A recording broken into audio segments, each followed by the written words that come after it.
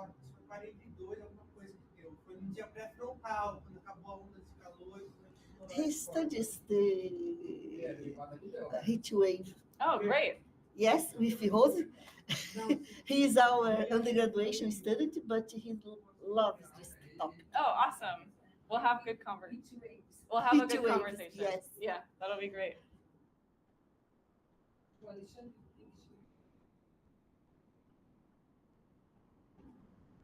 Wait 1 minute, because we put in the YouTube also. Okay, perfect. Ok? Ok.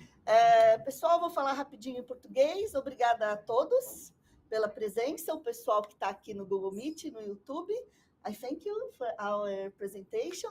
Que says a PhD candidate. Here we talk estudante de doutorado. And she is presenting her studies. And thank you a lot. Okay, let's go. Okay, thank you.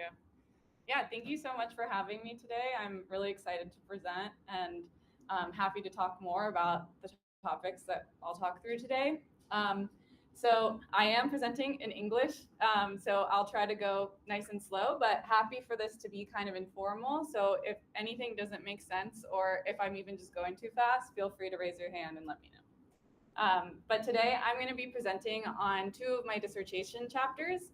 My dissertation is broadly focused on extreme heat, and particularly extreme humid heat. So I'll be presenting 2 kind of case studies, one of which should feel relatively close to home, focused on the 2023 spring heat wave in Rio, and then the other looking at the overall influence of precipitation associated with the South Asian summer monsoon on heat stress conditions there. So extreme humid heat is a multivariate climate metric which combines measurements of both temperature and humidity. And I've included a little schematic of one of the ways that we measure extreme humid heat, which is through wet bulb temperature. So you can kind of think of this as very similar to any of the other metrics like the heat index or any joint metric which combines a measurement of temperature and humidity. And so we think that this is a little bit more representative of what influences people's health effects in comparison to just the dry bulb temperature alone. And this is because the main way that we cool our bodies down is through the evaporation of sweat on our skin. And so the higher the humidity becomes, the less efficient that sweat evaporation is, and we can begin to feel the experience of heat stress. So this means that humid heat not only impacts human health, but also things like economic productivity, as outdoor labor and things like agricultural production or construction work will need to be limited in terms of what hours are safe to work, as well as the energy sector, as one of the only ways we can cool ourselves down when there's very high heat and humidity is through the use of air conditioning and artificial cooling. So I'm a climate scientist, as many people I think in the room are. And so this is not only interesting as a concept, both due to the impacts, but also because the climatologies of extreme dry and humid heat are quite different. So I've included these 2 maps from Rogers and co-authors in 2021, which show the local magnitude of extreme dry heat on the left and extreme humid heat on the right. And so what we can see is that the patterns have some overlap, but there are some distinctions. So dry heat, for example, is highest in desert regions, so places like the Sahara and the Middle East, whereas humid heat is much more widespread. It can be over ocean basins. There's a lot of overlap with monsoon regions, as well as very sort of isolated on coastal areas. And so again, this is important because the impacts of these 2 different types of heat are different. We know that dry heat impacts plant and ecosystem health a bit more. So when the temperatures are very high, but the humidity is low, this can directly impact plant health through both limitations on photosynthesis, as well as direct impacts on kind of cell health, as well as priming regions for wildfire and having higher risk of wildfire. And then we saw in the previous slide that humid heat has more implications for human health effects and kind of the cascading impacts associated with that. And so in today's presentation, I'm going to focus on 2 examples of extreme humid heat, one being the November 2023 heat wave in Rio de Janeiro, and one being just exploring sort of the broad implications of the South Asian summer monsoon on heat stress conditions in that region. So starting with section 1. As many of you, I'm sure, know and could have felt on the ground, Brazil had the hottest winter on record this past year, and that was immediately followed by very extreme spring temperatures as well. And this was particularly true in Rio de Janeiro. Where I live in New York, we had tons of sort of popular media articles even reaching us, talking about how extreme the magnitudes of this temperature event were, as well as the timing, that they came earlier in the season than people are typically used to. And so I pulled out a couple of these headlines that are really, I think really help to convey how surprising and extreme the event was, as well as the fact that it really coincided with this Taylor Swift concert. And so I think that that helped really bring this event into the media and make it very visual for a lot of people around the world. And so more broadly, previous literature has really shown that extreme temperatures are increasing throughout the entire country. They're becoming increasingly frequent in terms of extremes, as well as increasingly intense. And so this figure is coming from a paper from 2021, which is showing that both kind of daily minimum temperatures and daily maximum temperatures are all becoming hotter throughout most of the country. Another aspect that was discussed a lot in kind of popular media during the event was the potential effect of El Nino. So we know from past literature that El Nino can intensify temperatures in this region, including in the spring season. So this is a figure from this review paper from Kai et al. In 2020, which is showing the circulation pattern on the left that is associated with a developing El Nino state in the spring season, and then the associated impacts on precipitation in the middle, and then on temperature on the right. And so we can see that there is positive temperature anomalies during El Nino conditions in the September through November season throughout much of this region. And so the objective of this analysis is really to both characterize the conditions that occurred during that extreme heat wave, as well as to explore the effects of both climate change and climate variability on driving extreme temperatures in this region. So to start out, we wanted to look at just the development of the event in comparison to the local climatology. So these graphs are looking at the full year of 2023 from January to December, showing in black is the daily climatology, and then in gray is 1 and 2 standard deviations above and below the mean. And then each color is going to represent temperature in red, specific humidity in blue, and wet bulb temperature, that combined metric of temperature and humidity, in purple. And so what we can see is that in November, we have very strongly elevated temperatures for about a week. And so this, we're in above 1 standard deviation above the mean, and doesn't drop below that consecutively. And so these temperatures peak on November 18th. And this is not just a dry bulb temperature extreme. We also have very elevated specific humidities, which make this a humid heat extreme as well. And so these patterns specifically are coming from one station in Rio. And I just wanted to highlight that the patterns are not the same in stations throughout the region. So this is a very climatologically diverse city. You have the influence of the coast, you have the mountains very close to the edge of the city. And so you have these very complex microclimates that emerge. And so what we see is that the patterns can be really distinct from one place to another. So with that in mind, for the rest of the presentation, I'll be focusing mostly on using reanalysis data. So ERA 5 specifically, because it has a relatively high resolution. So just keep that in mind for the rest of the presentation. Okay, so this is our first plot with the ERA 5 data. And this is giving us now kind of a spatial map of the conditions on that day of peak heat on November 18th. And what we can see is that the highest magnitudes of the temperature are constrained to the coastal-most areas. And these are also low elevation, so as soon as we sort of move into the mountainous area, the temperatures drop quite rapidly, as we would expect. I've also plotted here the same station from the previous slide to look at the comparison of the magnitudes that are recorded.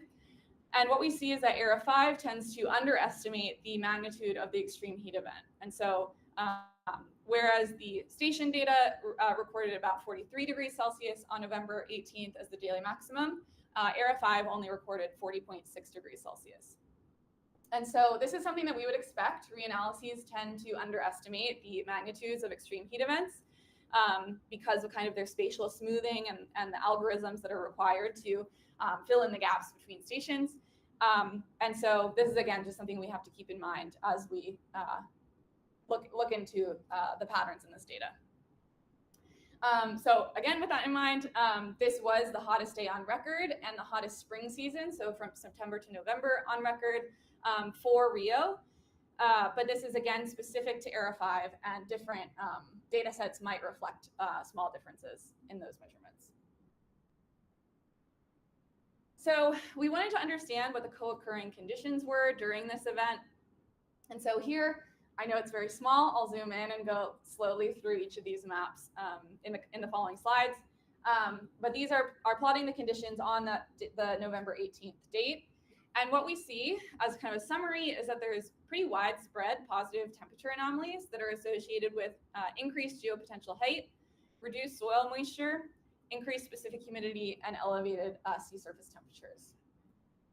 So let's walk through that. Just to orient ourselves, since we'll be looking at quite a few of these, what we're plotting on the left column is the magnitude of the event or of the variable, and on the right is the anomaly, so compared to sort of the calendar date average. On each of these plots, the vectors are going to indicate the surface winds, and the contours are going to be the geopotential height anomalies at 500 hectopascal. So we first see that there is positive temperature anomalies throughout much of the region, and they're quite widespread. So it's on the east coast of Brazil and within Bolivia and Paraguay. And so this is kind of, at least on the east coast, co-located with this area of positive geopotential height. At the same time, we have very widespread negative soil moisture anomalies throughout most of this sort of region of South America broadly. And then finally, it might be a little hard to see for this far away, maybe for the folks online it's actually easier, but we have kind of anomalous along-shore winds rather than coming off of the coast right over where Rio is located. Further, we also see that there's elevated specific humidity throughout most of this sort of subregion. This is again kind of co-located with this area of positive geopotential height, as well as this band of precipitation that's happening in the south. And then finally, we see really strongly elevated sea surface temperatures right off the coast of Rio. And so that has the potential to kind of reduce the amount of cooling associated with the sea breeze. Yeah.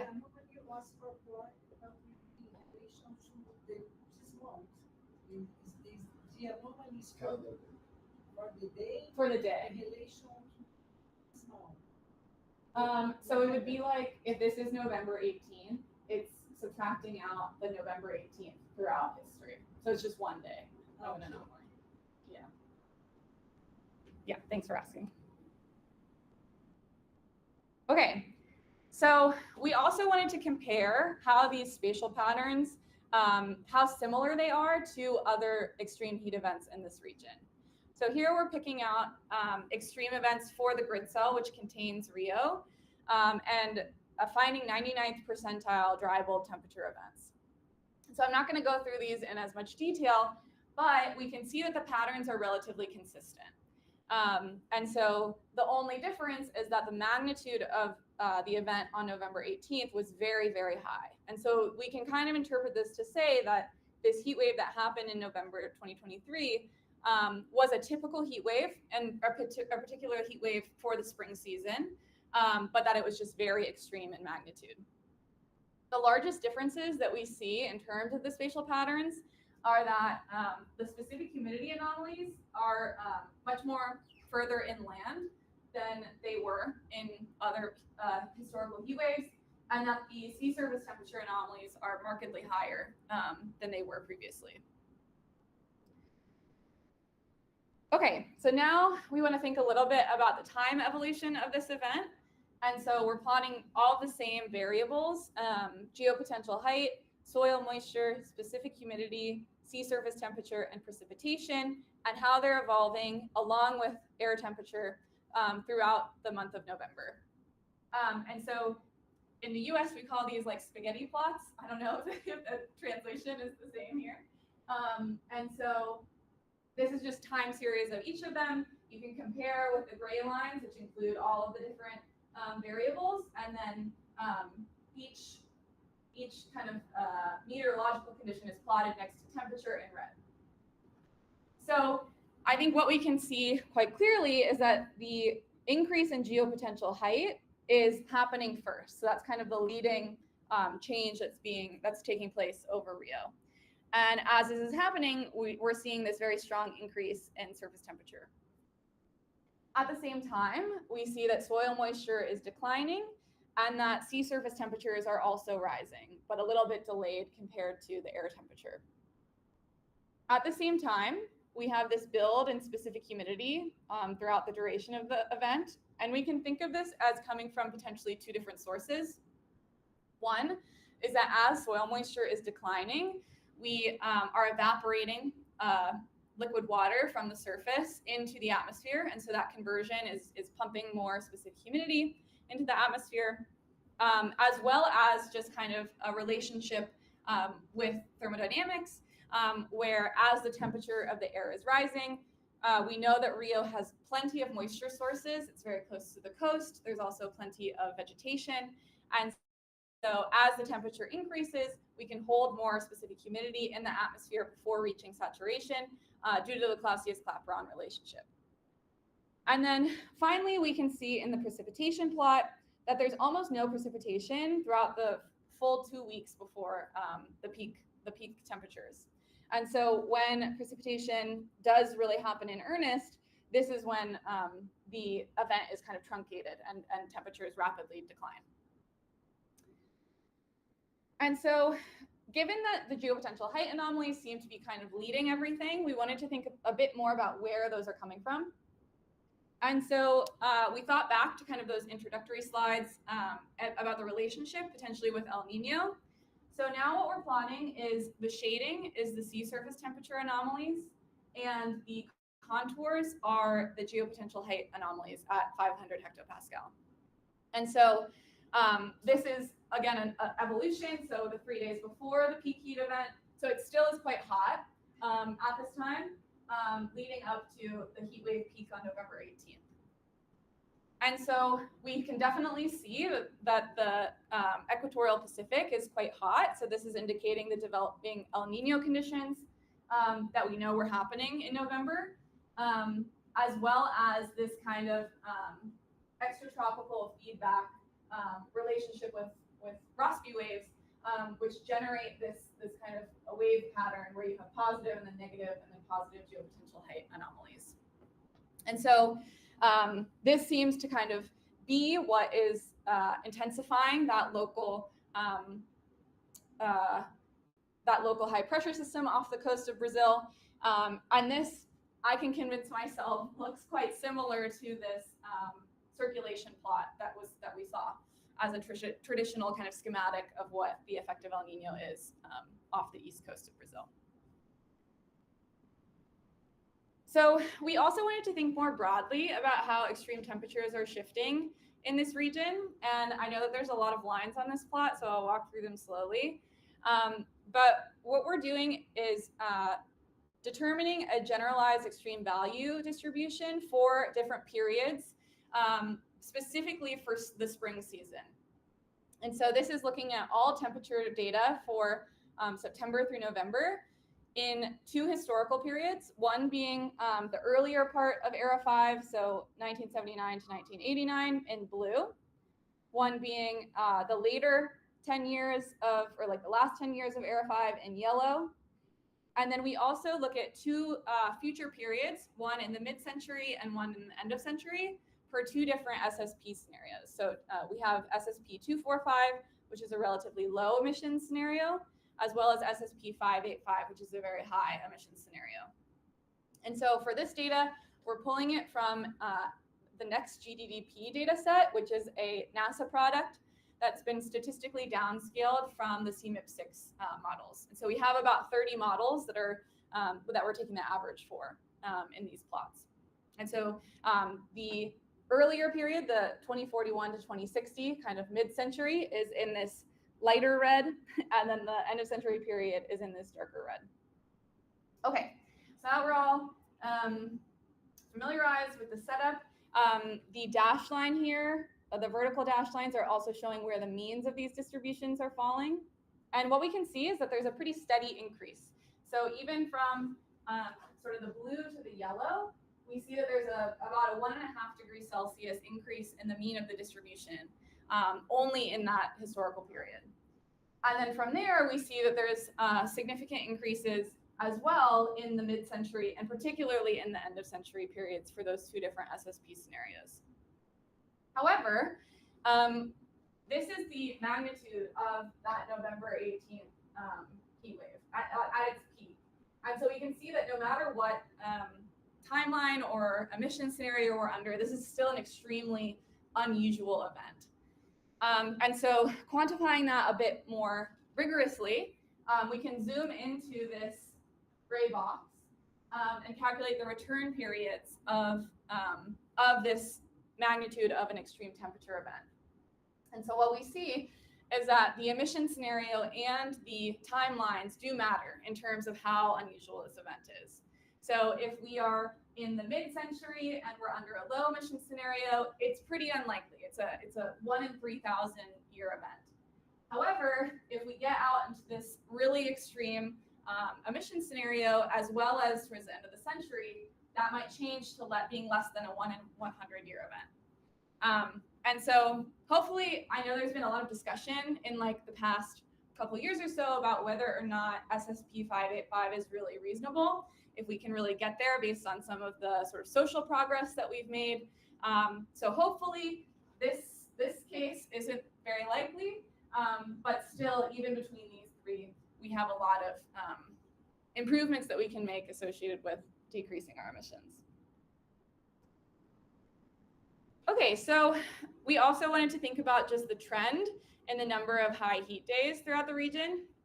So we define this both in terms of absolute magnitude, so thinking about the frequency of 30 degrees Celsius days throughout the entire year.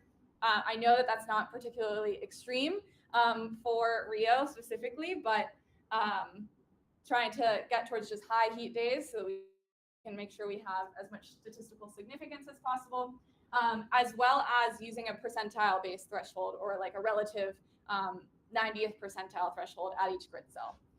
And so here the stippling is showing areas that are not statistically significant. So we can see that throughout most of South America, we're actually seeing statistically significant increases in the number of high heat days per year. Focusing in on Rio, we see that this is also true. So this is now the 30 degrees Celsius days, particularly in the spring season, which are increasing positively and statistically significantly over Rio. And then finally, we wanted to sort of validate some of the relationships with El Nino. And so this is now looking at the correlation between the Nino 3.4 index, which is showing us the strength of sort of the ENSO state, with the frequency of these high heat days. So again, days above 30 degrees Celsius is on the left, and these locally defined 90th percentile thresholds are on the right. And this looks very similar to the plot that we saw in the previous review paper, showing that there's a significant pattern in this kind of like East Coast and this Northwest region under both of these definitions. And then again, plotting for Rio specifically, this is looking at days above 30 degrees Celsius in the spring season associated in its correlation with the Nino 3.4 index. And we can see that, again, there's a positive correlation and that it is statistically significant. And I've just included the magnitude of the Nino 3.4 index during November of 2023 for reference. Okay, so to summarize this first section, we see that this event is pretty clearly driven by atmospheric blocking, which is quite typical of events in this region, possibly associated with the developing El Nino state. It was intensified due to these declining soil moisture and elevated local sea surface temperatures, and then finally terminated due to the onset of precipitation. So as we think about future work, this first point I've touched on a little bit. We know that the patterns identified within the different microclimates within Rio are very different. And so when we really want to think about what people are feeling on the ground and how their exposure to extreme heat differs, it would be great to explore these kind of hyper local variations in extreme heat. The next point is something that we've just started talking about kind of this week as I've been visiting Brazil, which has been amazing to talk a little bit about this event in the place that it happened, and thinking about we're having these ongoing conversations about how these trends in increasing temperatures could potentially be related to shifting of the South American monsoon rainy season. So we can kind of imagine that if rain is kind of cooling the system off, that as you know, historically the monsoon is getting shorter and kind of getting constrained, that potentially that could lead to more extreme heat days because we're losing some of that cooling experience. So I think that that's a good transition into the second section, which might have originally sounded like it was totally unrelated, but I think could provide some really applicable information to monsoonal Brazil as well. So now we're going to focus on this other chapter, thinking about the subseasonal variability of humid heat associated with the South Asian summer monsoon. So I'll walk through a little bit of getting to know the region. South Asia, we know, is both a present and future hotspot of extreme humid heat. And because of that, a lot of literature has focused in on what those drivers are. And so this ranges from meteorological conditions, things like moisture advection and sensible heat flux, geographical conditions, so its proximity to really warm water bodies, as well as sort of even human-induced factors. So things like the application of irrigation, which can cool the surface down but increase the local humidity. And so when we look at that, we know that many of these factors are modulated by the summer monsoon. The summer monsoon is a really key element of South Asia's climate. It's the strongest monsoon system on the planet, and it kind of, you can see on the figure on the left, propagates. The onset moves from the southeast and then moves up to the northwest and then retreats back in the opposite direction. And very similarly, colloquially, people think of the South Asian summer monsoon as bringing really cooling relief to these grueling temperatures that happen in the pre-monsoon season. And this is really obvious even in sort of literary work from the region. So I've included this quote from Guru Nanak, the founder of the Sikh religion, which reads, "In Assad the sun scorches, skies are hot, the earth burns like an oven. Oh, my heart rejoice, it's Samhain, the season of nimbus clouds and rain." So I think you can kind of feel that sense of relief in this writing associated with the start of precipitation. And so it makes sense that most of the extreme heat research that has taken place in South Asia has focused on that pre-monsoon season. However, recent papers have identified that if you factor in the effect of humidity and not just dry bulb temperature, these conditions might actually persist during the monsoon season. So I've included a paper, these figures from a paper from Raymond and co-authors in 2020, which show information about these two regions of South Asia, which are separated based on the timing of the monsoon onset. So region 1 has earlier monsoon onset than region 2, based on that propagation direction. And so the graphs on the bottom are showing the x-axis is the calendar date, and the y-axis is kind of a measure of frequency of extreme humid heat. And these vertical lines in each plot are the historical mean monsoon onset date. So what we see is that there is there are a lot of humid heat events taking place in that monsoon season. However, there's also a lot of events taking place once the monsoon season is underway. And so that's something that's a bit surprising. But we also know that there's a lot of variability that's not being captured in this plot. So one is that these regions are quite large, and so monsoon onset is varying a lot within them. And we also know that the monsoon onset can be different from year to year. And so we really wanted to give this kind of a dedicated analysis. So in this chapter, we're hoping to improve our understanding of wet bulb temperature variability in South Asia with respect to the timing of the summer monsoon. And we want to characterize the humid heat conditions that occur surrounding monsoon onset in comparison to those taking place during wet and dry spells. Sorry. Okay, so to do this, we're compositing humid heat conditions as well as sort of meteorological conditions in this region surrounding those three different event types. For data, we're using the TRPS 2.0 precipitation data as well as ERA5 for all of the other meteorological conditions. To calculate each type of event, we're using precipitation-based indices. And so for monsoon onset, we're using this example from Mandal et al. 2014, which has been developed particularly to better reflect kind of agricultural impacts. So really reflecting what it kind of feels like on the ground for the monsoon to begin. And this is defined as a 5-day wet spell that's not followed by a 10-day dry spell. So you can kind of imagine the first day of the rainy season that's not followed by a dry patch. And so this is to avoid any false starts. The dry and wet spells are calculated as periods of 3 or more days with one standard deviation below or above the mean of the seasonal precipitation. So you can think of these as lighter or heavier rain than usual.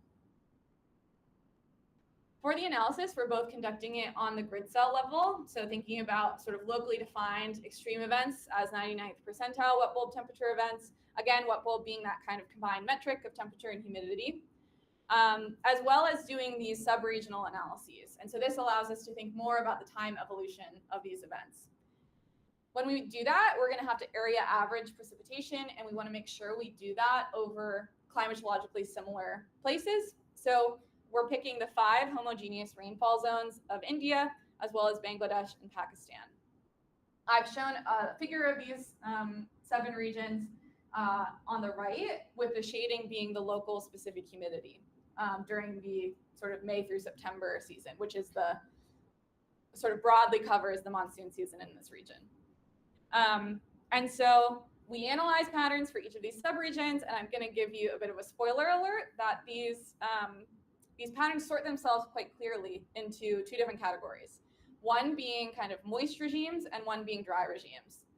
So here we're defining these as places with very high specific humidity during that summer season and those with relatively low specific humidity during the summer season. And so in theory, one could use a lot of different sort of moisture variables to categorize these, but this is what we're using here. And I will show one example of each for the sake of time. So our moist regime example is going to be Bangladesh, and the dry regime is going to be this northwestern India subregion. Okay, so jumping into the results, this is our grid cell analysis, and what we first do is calculate the magnitude of 99th percentile wet bulb temperature events in this region.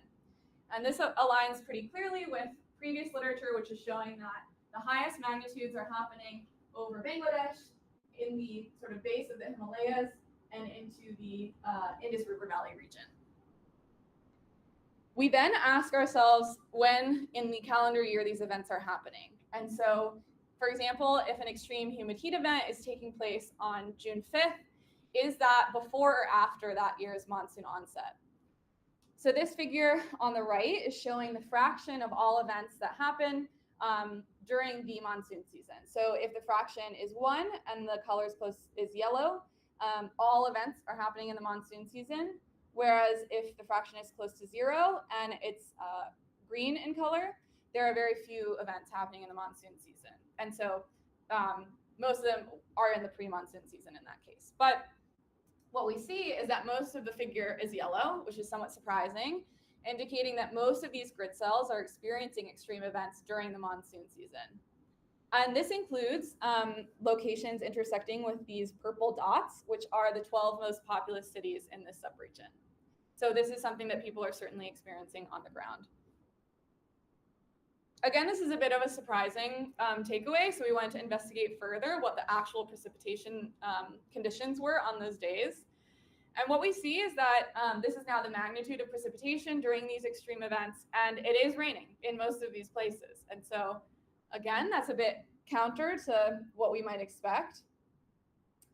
So we also broke that down just a little bit more to think about the precipitation anomaly on those days. And so now this is a standardized anomaly, taking into account how much it's raining typically on these days. And this is where we start to see these two regimes emerge. So on the western coast of India and up into Pakistan, we have these positive standardized anomalies. And so this is indicating that extreme humid heat events are happening when it's raining more than normal. However, in sort of the eastern edge of the subcontinent, as well as in the space of the Himalayas and up into the river valley, we have neutral precipitation anomalies or even negative precipitation anomalies. And again, importantly, this is kind of overlapping with the regions that have the highest wet bulb temperatures. So we wanted to dig into sort of the evolution of these events as well. And so this is when the sub-regional analyses come to play. So here we're first looking at monsoon onset.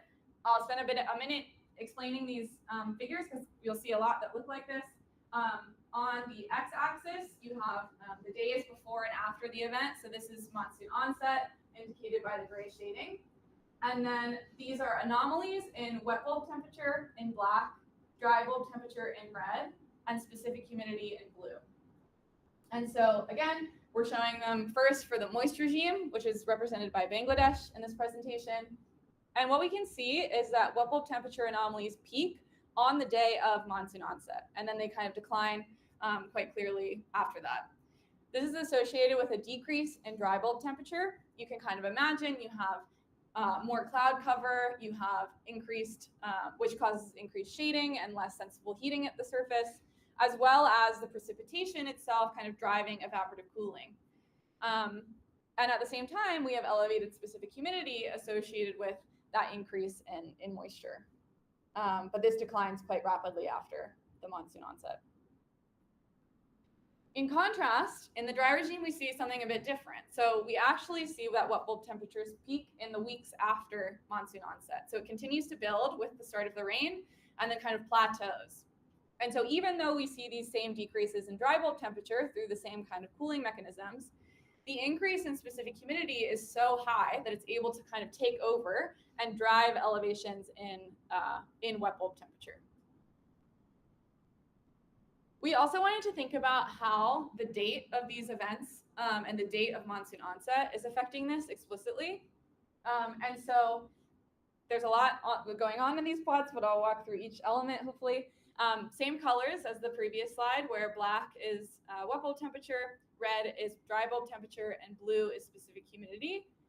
The lines are indicating the climatological sort of historical mean on that day of year. And then the points are indicating the specific conditions taking place the day before monsoon onset each year. And so in these moist regimes, we see that these points are kind of following along the climatology quite cleanly. And when we remove the historical day of year mean, so we shift into an anomaly space, we can see that there is a positive correlation between the day of year of the monsoon onset and both wet bulb temperature and dry bulb temperatures. So what this means is that the later and later in the season that the monsoon begins, the more dry bulb temperatures and wet bulb temperatures are able to climb. And so in these regions, you're taking away that cooling mechanism that would typically be occurring. And so by removing or pushing back the precipitation onset, and so that allows the dry bulb temperatures to climb up and increase wet bulb temperatures in turn. However, it's not the same in these dry regimes. So in these locations, the precipitation itself is actually increasing the local humidity and providing an additional moisture source that wasn't there before. And so even though dry bulb temperatures are able to climb when we delay the monsoon onset, and we see this positive correlation. We see a negative correlation between wet bulb temperatures and the date of onset. And so when we remove that precipitation, we remove a moisture source, and we actually dry the system out enough that the dry bulb temperature increases aren't able to compensate. Okay, so now thinking about dry spells, these are again our days of 3 or more with less than 1 standard deviation below the seasonal mean precipitation, so drier than normal periods. In the moist regime, we see that there's kind of a building in wet bulb temperature, and this is associated with an increase in dry bulb temperature and building specific humidity. So we have the opposite effects happening. Maybe now the clouds are parting, we have more sensible heating at the surface and less latent cooling. And so all of that is going to lead to the increase in dry bulb temperatures and a net increase in the wet bulb.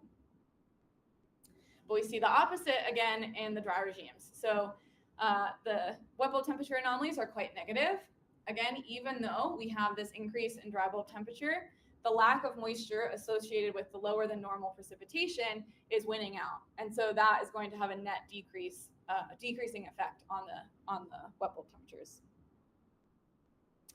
And then finally, looking at wet spells, so heavier precipitation than normal, we see that this is associated with a decrease in local wet bulb temperatures in the moist regimes.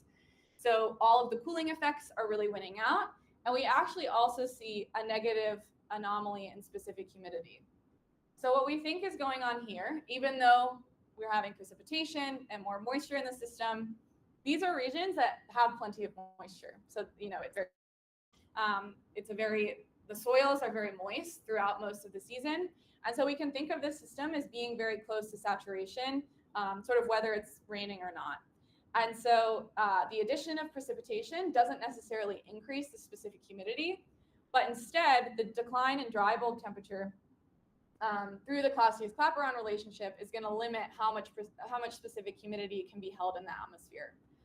And so that's how we think that these two sort of plots are kind of linked. And then finally, in the dry regime, we see that there is actually elevated wet bulb temperatures when it's raining heavier than normal. Even though these dry bulb temperatures are suppressed, the addition of more and more moisture through the precipitation is able to elevate the specific humidity enough to see increases in wet bulb temperature.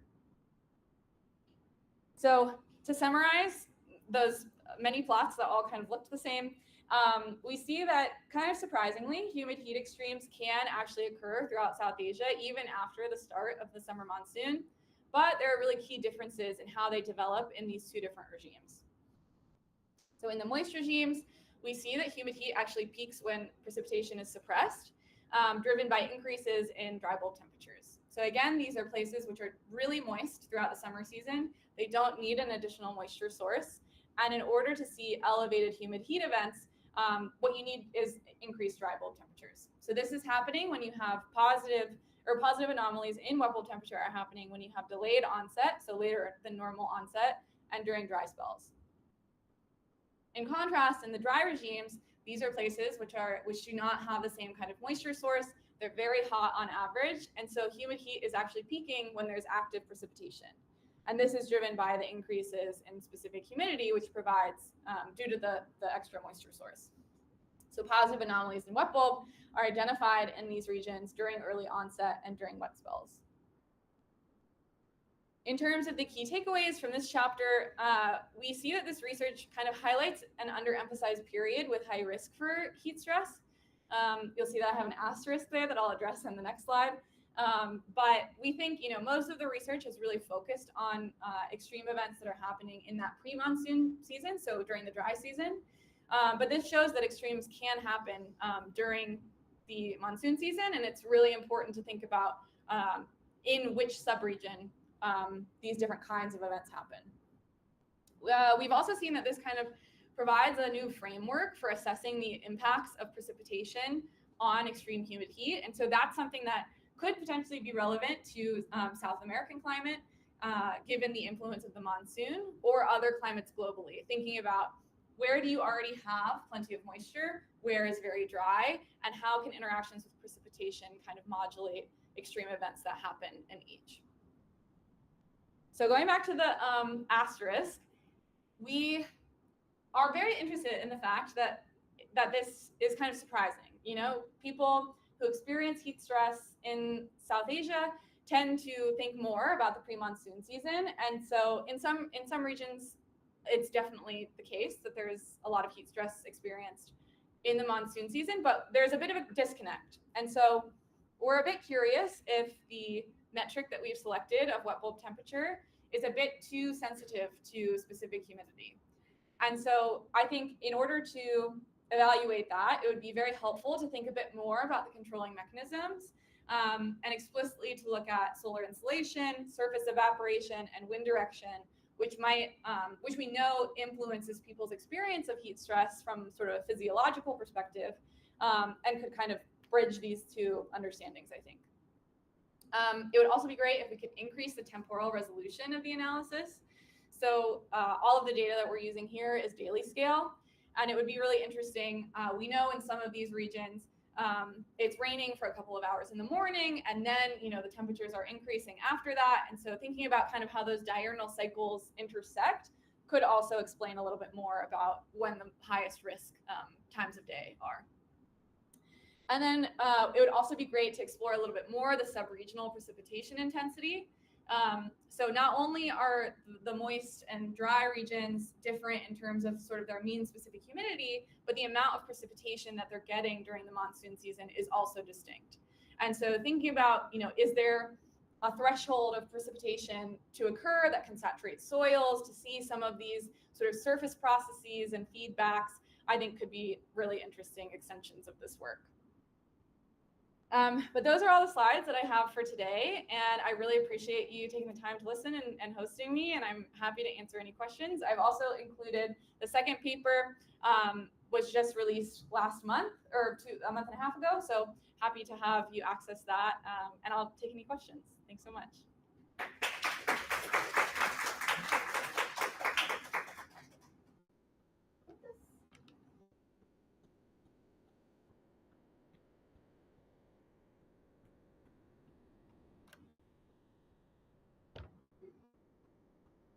Very interesting. I like very much this idea of comparing to Southern Asia, because there's lots of similarities, including the latitude. Right. Latitude is the same. And something that caught my attention in the recent episode, not recent, breaks in the rainy season here in the southeastern part of Brazil, is the connection with the Monsoon distribution. I was just looking, for instance, in October 2023, the NGO did not proceed along the regular path. By the end of October, it shifted back to very small value index, and remained very weak up to about mid-November. And mostly in the Western Pacific, Eastern Indian Ocean. That's where most of the things are located. And there are several studies showing that this particular phase in June is not favorable for rain in the southeastern part of the world. And in fact, looking at the precipitation data in this period, it was pretty dry. The first half of November was very good. Only after the 18th, actually, it marked a major change in the precipitation regime, and it was associated to increase in the intensity of the cold and moving to a phase that is favorable for precipitation. So the point is, when you look at the mechanism associated to the heat waves, it seems to me that it would be interesting to look at the NGO. It will probably point out that there is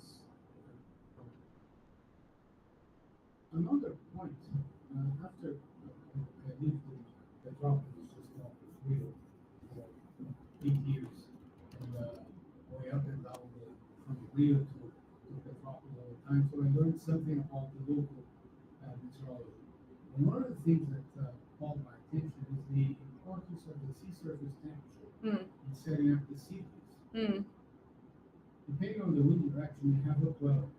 So the ocean is very cold. And that's when you tend to have the most intense breeze. If the ocean is warm, the sea breeze is very weak. And therefore, most of the northern part of Rio is very, very hot. So that's something else that might be interesting looking at. Is this not the sea surface temperature right next to the coast, because it drives the cycle of the sea breeze, which is very tremendously active local climate. But there are several other little things that sometimes I like to That'd be great. tell you some stories about the really hot days in Rio and what was the meteorology associated with it. That's awesome. Yeah, thank you so much. Those are great suggestions. Yeah, I think interactions with like these kind of sub-seasonal oscillations would be like a really compelling next step. So I appreciate that suggestion. Thinking about MJO. Yeah, we definitely see these like increases in sea surface temperature alongside the like duration of the event. So I think, yeah, thinking more explicitly about the effects on upwelling could be really helpful. And reducing the sea breeze Yeah, has a tremendous effect. yeah. Like you basically have the sea breeze just along the beaches. Mm. And if you go a little bit north, because there's mountains in Rio, so the sea breeze actually doesn't reach the north part of the sea. Right. Then it's terrible. Right. Okay. Yeah. Yeah. And that's like such a great point too about how like in such a small spatial scale, you have such a different experience. It's interesting that the wind anomaly is from north. From north. And at that time, this kind of It disrupts the sea breeze. Yes. Yeah. The north wind is very strong. Yes. And it's interesting that maybe some upwelling is driven the eastern side of the coast after Cabo Frio, Yes. where the coast turned the orientation. So this is the main reason for the upwelling, where you have this strong north wind in that direction, so it's not adequate for upwelling. So I'm just taking some notes. This is great. I show it to see the where is Cabo Frio is in the morning. just in the corner. Totally. Yeah, that's really helpful. Thank you. I was talking about the upwelling that the water is cold to swim. Different application, but Yes. yeah. I was talking about another application of the sea water. Yeah, thank you for those suggestions. Mais perguntas aqui? Fala.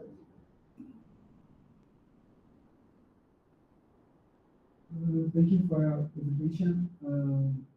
My question is about the first section. Of course, your focus was on the Air5 data, but you talked about a little about the weather stations, and I got some interest about that. My question is if you did explore a little bit about the spatial distribution of the air temperature and where on the metropolitan region you get more extreme events where the heat waves are more extreme. Did you work on that? Not too much. So the data set that I am using for the stations only has 3 stations for Rio. Let me check if I included. These slides aren't going to be as pretty, but I did. Okay. So they're all airport stations, which is already kind of a problem because that's not very representative of what people are feeling on the ground. But this is the plot from the beginning. Is this first airport, and you can kind of see that it's on essentially like an island. Again, not very representative of what most people are experiencing. And it's also more north than a lot of the city. And then, yeah, these other two stations are, again, just distributed in very different areas. And so they all measured some kind of peak, but it was like this is months before. So the timing of these extremes is really different. And oops. Yeah, I think that that's like hugely important for the way, because this is we care because it's what affects people's health, right? And planning purposes for agriculture and all these things. So that would definitely be something that I would love to continue as I'm, this is still a work in progress. So one of the big benefits of coming here is like talking to people about different data sets and potentially accessing a more spatial coverage of those stations and then be able to better compare. Yeah, great question. Yeah, thank you.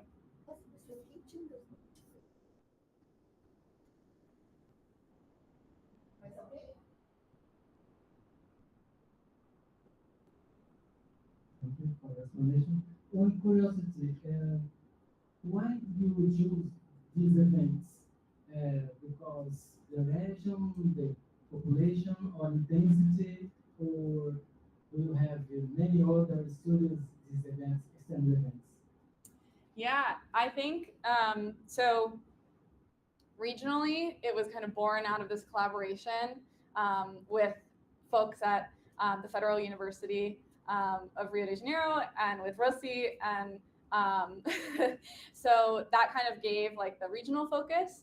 I think it was very moving to me to like, as someone living on kind of a different continent, to be instantly aware that this heat wave was going on so far. And so that was kind of moving. And then I think from like a climate scientist perspective, it's very interesting to think about how like the timing of extreme events is changing. And so because this was kind of like a bit earlier in the season, still, not really early in the spring, but thinking about how, preparedness is different and people maybe aren't ready for these types of extremes in this point of the season, I think is really interesting from kind of like the shifting of the climate state with climate change. So all of those things were very interesting to me. And I think separately, like a lot of these questions about kind of microclimates, and Rio is such a complex geography of, having the coast, having the interactions with the mountains, being close to the transition zone between the tropics and extratropics. And I think just like all of this together makes it, a very challenging area to study, but like a very exciting area to study. Yeah. Yeah, thank you.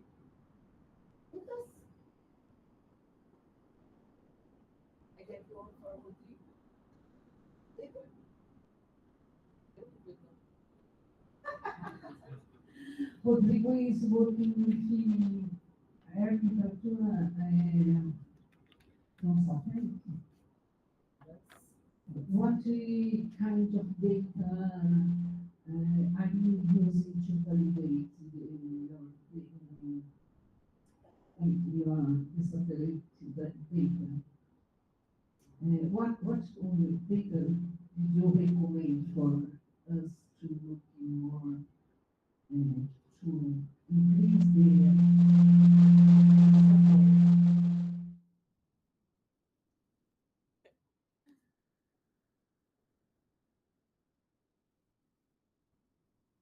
Okay, I work with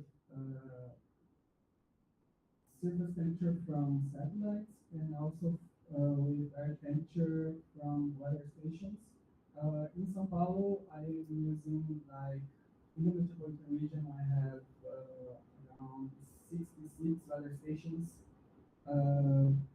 So I'm studying the spatial distribution from the weather stations and the surface temperature data. And for validation, I will be using the soil temperature, soil surface temperature from the CNTech, just to check how they correlate and to get a little more notion about how the surface temperature is well measured or not, not measured, like well estimated or not.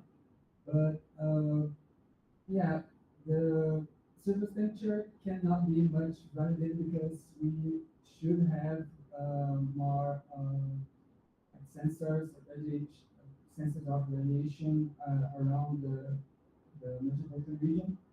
So it's a little bit of a gap in the methodology, but still we can study more about which places in the metropolitan region are warmer or not using this data.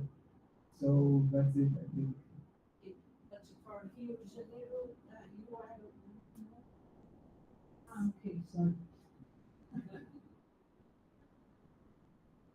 Alguém mais? In the chat, Oh, good call. Yeah. No, para quem está? Congratulations. Okay, nice. Okay. Thank you. Okay. Thank you. Thank you so much. Great presentation, thank you, esqueci. Pessoal, eu esqueci do microfone para o professor Pedro no começo, perdão, mas depois eu me lembrei. Thank you for listening. Bye, bye. Ok.